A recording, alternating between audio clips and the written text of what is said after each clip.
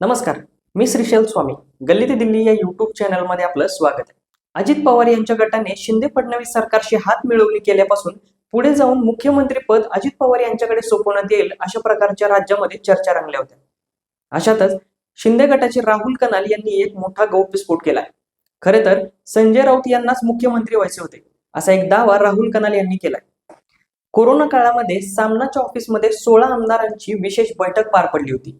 या बैठकीला संजय राऊत यांनी आपल्याला मुख्यमंत्री व्हायचे असल्याचे सांगितले होते.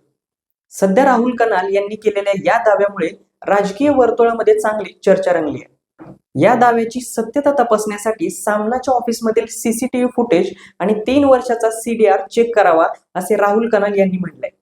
संजय राऊतांनी शिंदे गटाच्या नेत्यांवरती कोट्यवधींचा घोटाळा केल्याचा आरोप केला होता. हे आरोप त्यांनी अमेय घोले, वैभव थोरात आणि राहुल कनाल यांच्यावर लावले होते. राऊतांनी केलेल्या या आरोपावरच राहुल कनाल यांनी प्रतिउत्तर दिलंय की या घोटाळ्या प्रकरणी संजय राऊतांनी केलेले आरोप जर खोटे निघाले तर राऊत राजकारणातून निवृत्त होतील का, अशा प्रकारचा एक सवाल कनाल यांनी उपस्थित केलाय.